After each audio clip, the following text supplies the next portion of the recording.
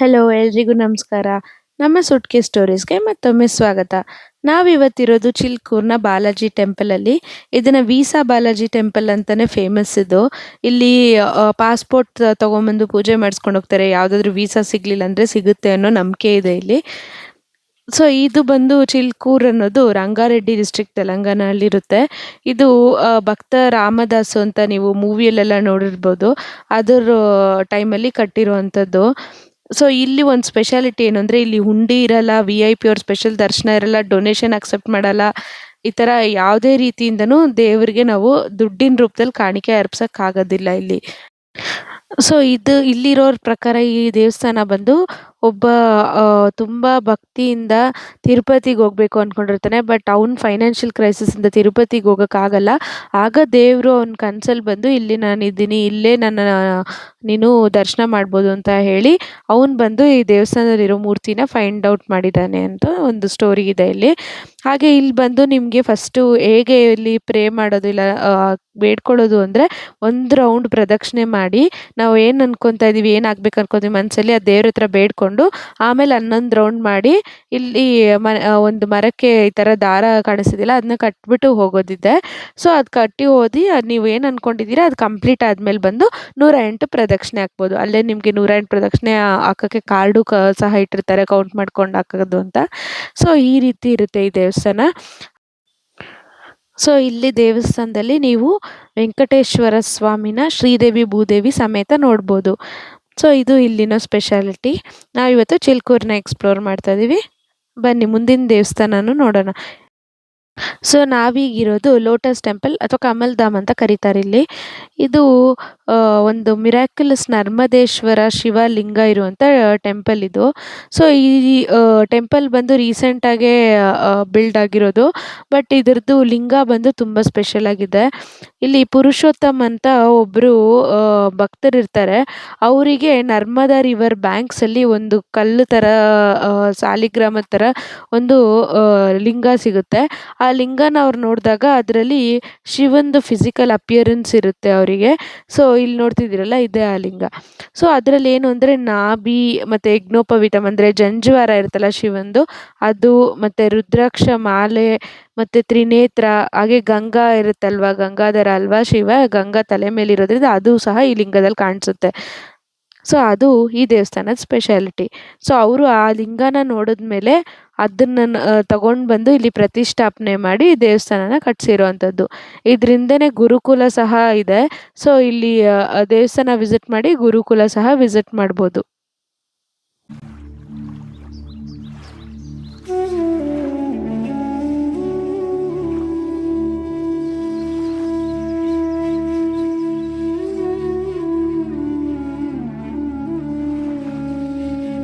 So ನಾವು lotus temple ಆದಮೇಲೆ ಮುಂದೆ ವಿಸಿಟ್ ಮಾಡಿದ್ದು ಮೃಗವಾಣಿ ನ್ಯಾಷನಲ್ ಪಾರ್ಕ್ ಅಂತ.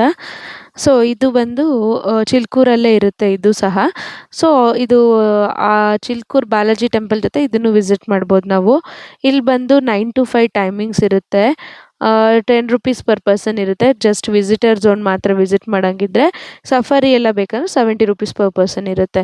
ಸೊ ನಾವು ಒಳಗೆ ಬಂದಿದ ತಕ್ಷಣ ಟಿಕೆಟ್ ಕೌಂಟರ್ ಸಿಗುತ್ತೆ. ಆಮೇಲೆ ಇಲ್ಲಿ ನೋಡ್ತಿದ್ದೀರಲ್ಲ ಈ ಥರ ಸಫಾರಿ ಇದು ವೆಹಿಕಲ್ಸ್ ಎಲ್ಲ ಇಲ್ಲಿರುತ್ತೆ. ಸೊ ಕ್ಯಾಂಟೀನ್ ಕೂಡ ಇದೆ ಇಲ್ಲಿ.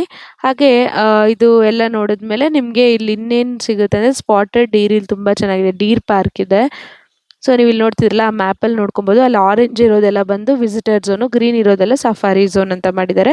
ಸೊ ನೀವು ವಿಸಿಟರ್ ಝೋನಲ್ಲಿ ನೋಡೋ ಹಂಗಿದ್ರೆ ಒಂದು 6 ಪ್ಲೇಸಸ್ ನೋಡ್ಕೊಬೋದು. ಸಫಾರಿ ಝೋನ್ ಅಂದರೆ ಅವ್ರು ಕರ್ಕೊಂಡು ಹೋಗ್ತಾರೆ, ಅವರೊಂದು 6 ಪ್ಲೇಸಸ್ ತೋರಿಸ್ತಾರೆ. ಆ ಥರ ಇರುತ್ತೆ ಇಲ್ಲಿ. ವಿಸಿಟರ್ ಝೋನಲ್ಲಿ ಏನೇನು ನೋಡ್ಬೋದು ಅಂದರೆ ನೀವು ಊಟ ಮಾಡ್ಕೊಳ್ಳೋದ್ರೆ ಕ್ಯಾಂಟೀನಲ್ಲಿ ಊಟ ಮಾಡಿಕೊಂಡು ಸ್ಪಾಟೆಡ್ ಡೀರ್ ಎನ್ಕ್ಲೋಷರ್ ಇದೆ. ಸೊ ಅಲ್ಲಿ ಅವರೇ ಫೀಡ್ ಇಟ್ಟಿರ್ತಾರೆ, ಅದನ್ನ ಫೀಡ್ ಕೊಡ್ಬೋದು ನಾವು ಡೀರ್ಸ್ಗೆ. ಮತ್ತು ಇಲ್ಲೊಂದು ಸಿಟಿ ವ್ಯೂ ಪಾಯಿಂಟ್ ಅಥವಾ ಬರ್ಡ್ ವಾಚ್ ಟವರ್ ಅಂತಿದೆ, ಅದನ್ನು ನೋಡ್ಬೋದು. ಸೊ ನಾನು ಆಗಲೇ ಹೇಳ್ದಂಗೆ ಇದು ಬಂದು ಡೀರ್ ಪಾರ್ಕ್ ಎನ್ಕ್ಲೋಷರು. ಸ್ಪಾಟೆಡ್ ಡೀರ್ಸ್ ಇರುತ್ತೆ ಇಲ್ಲಿ. ಹಾಗೆ ಇಲ್ಲಿ ಕಾಟೇಜಸ್ ಸಹ ಇದೆ. ಮತ್ತು ಗ್ರೀನ್ ಲಾಸು ಮತ್ತು ರಚ್ಚಬಂಡ ಅಂತ ಇವ್ರದ್ದೊಂದು ಕಾನ್ಸೆಪ್ಟ್ ಇದೆ. ಲೈಕ್ ಆ ದೊಡ್ಡ ಟ್ರೀನ ಕಟ್ ಮಾಡಿ ಅದನ್ನು ಫ್ಲ್ಯಾಟನ್ ಮಾಡಿ ಕುತ್ಕೊಳ್ಳೋಕ್ಕೆ ಅರೇಂಜ್ ಮಾಡಿರ್ತಾರೆ. ಸೊ ಅದ್ರ ಮೇಲೆ ಕುತ್ಕೊಂಡು ಸಹ ಊಟ ಮಾಡ್ಬೋದು. ಸೊ ಅಲ್ಲೇ ಫೀಡ್ ಇಟ್ಟಿರ್ತಾರೆ. ನಾವು ಆಚೆಯಿಂದ ಏನು ಕೊಡಬಾರ್ದು ಇಲ್ಲ ಅನಿಮಲ್ಸ್ಗೆ. ಅವ್ರು ಕೊಟ್ಟಿರೋ ಫೀಡನ್ನ ನಾವು ತಿನ್ನಿಸ್ಬೋದು.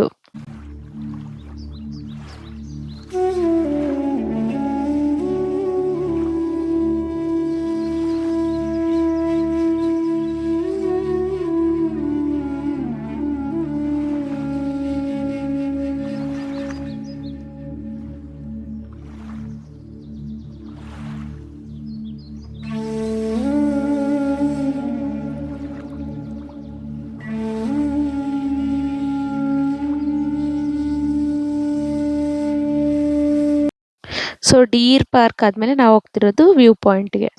ಸೊ ಇಲ್ಲಿ ನೋಡ್ತಿದ್ದೀರಲ್ಲ ಇದು ವ್ಯೂ ಪಾಯಿಂಟು ಹೌದು.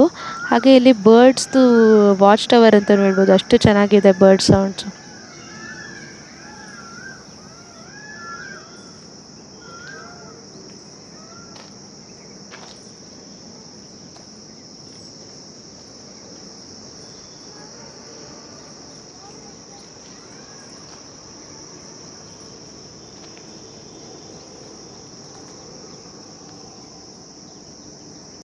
ಸೊ ನೀವು ಇಷ್ಟು ನಾವು ತೋರಿಸಿರೋದು ಬಂದು ವಿಸಿಟರ್ ಝೋನಲ್ಲಿರೋದು.